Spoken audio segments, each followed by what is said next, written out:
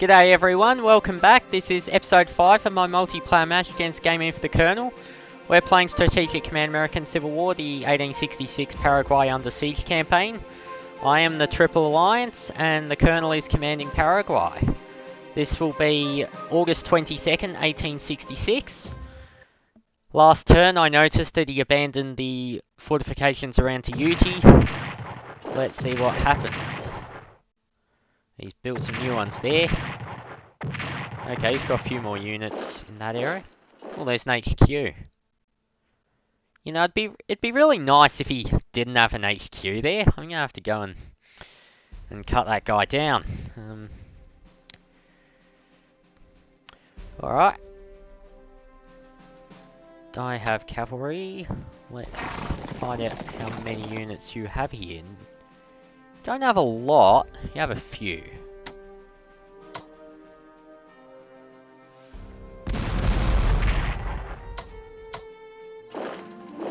Oh. 3-1, 3-2, 3-1.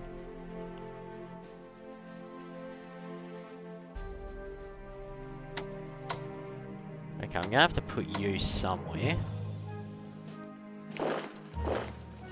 So I'll move you. Then I'll have a clear hex to attack from. You don't want to attack through the swamp hexes. That's not a great idea. The terrain there's pretty bad. And you are now surrounded. So goodbye. Ooh. Hello. What are you doing up there?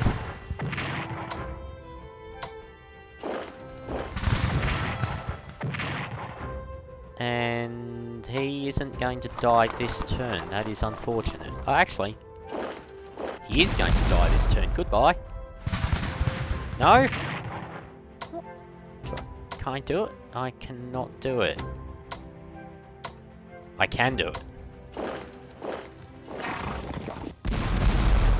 Now don't be rude. Come on, die. There we go. Argentine cavalry for the win, looks like.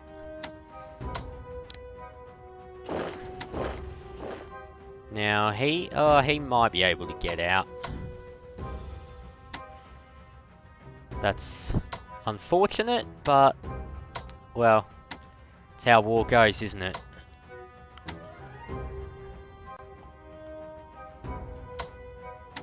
Now there's fortification there, but there's no unit that we know about. So I don't know what the actual story there is. This is a clear hex. We're going to punch through.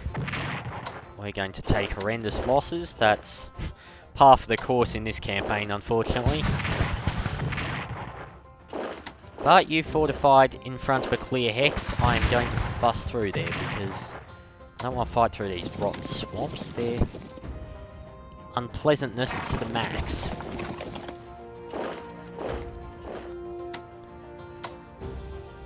There's a cavalry, but it's full strength, so attacking it might not be the best idea.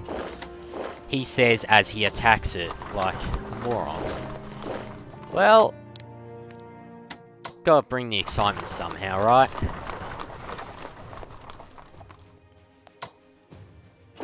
No, that's not there, alright. Clear the path, that tells us that there'll never be anything there. Okay, we grab that. I wouldn't be surprised if he's got a unit there. He's moved a sizable part of his army up this way.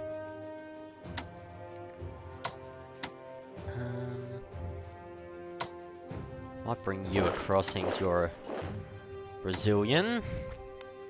And we've got most of our Brazilian HQs in that direction.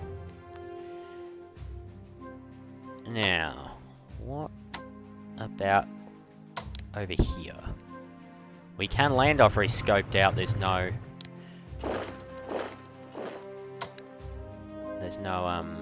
what's the word? No boats there. But there is this little goose.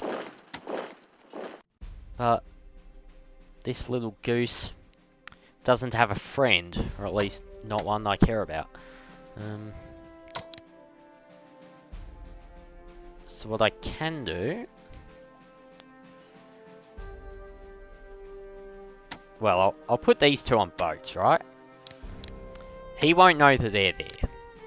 He might think that this is the only unit that I'm going to be sending there, and it's there as a bandit. If he thinks that, he'll likely move this up here. In which case, I'll drop another one of these next turn. Right there. Land here, take this. That one's there, I can trap it. I'll send a third one in, cut it off, goodbye. Otherwise, he might send another unit up this way. In which case, it's out of here, and then I can probably get through to this place. If I bust through here, he's got to retreat all the way there. You don't want to try and defend this area. It's no good. Very easy to break through as the Triple Alliance there, I've found. Put the President's brother up there. Yes, that actually is Emilio Mitra, the brother of Bartolome Mitra, who was President of Argentina at the time.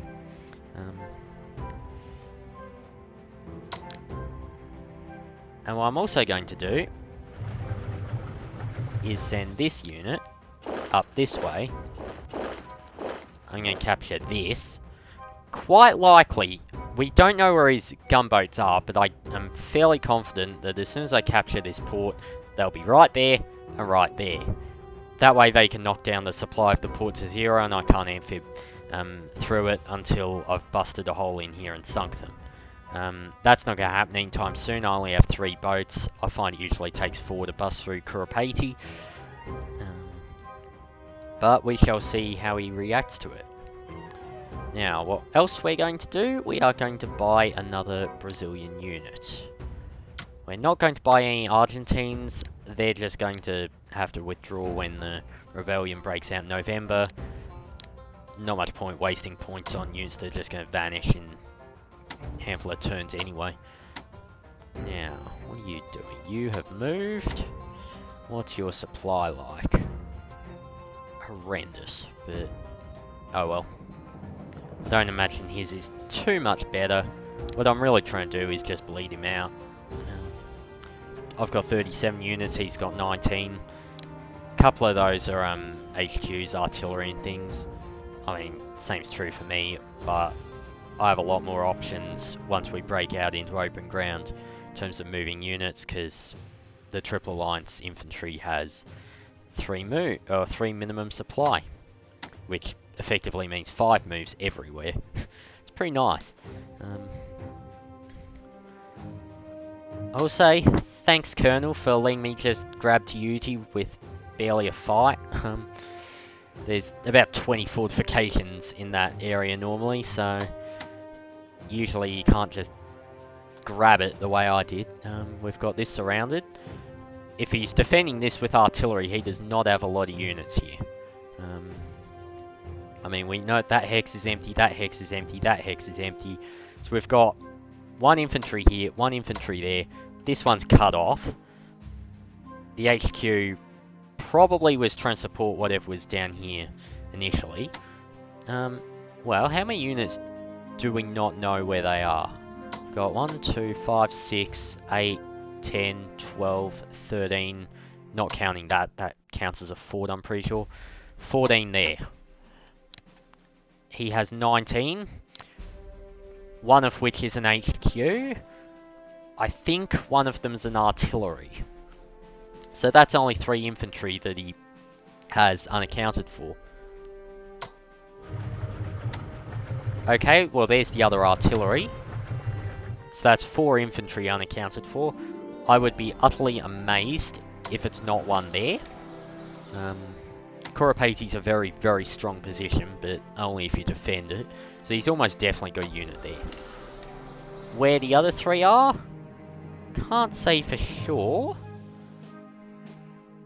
But I can say he might not be able to spare another garrison up here. It'd have to be pretty close if he does. I do suspect he's got a garrison there. He threw a lot of his army out to counter my offensive in that direction. Well, if you only have 4 units spare, maybe I can just flank this one.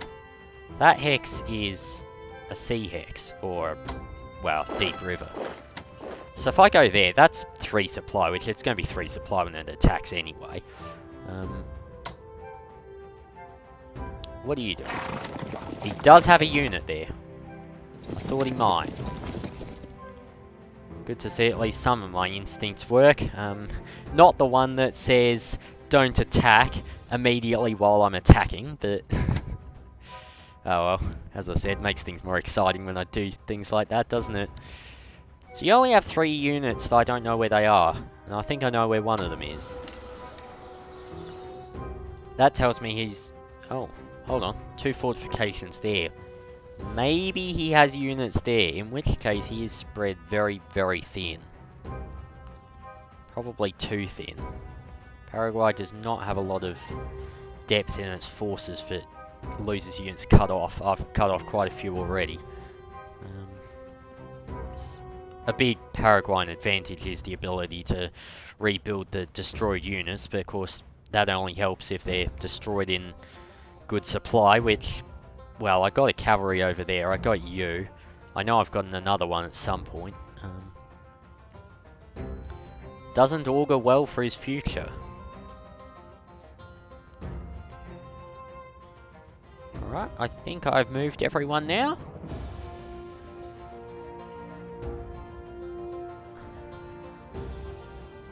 I wonder if you'll come bursting out and take that. I don't know, every video I've seen of the Colonel playing, he's been rather cautious, so I think darting out and taking this might be a bit more ambitious than he would go for.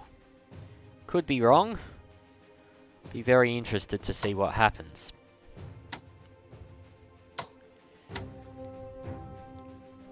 Alright.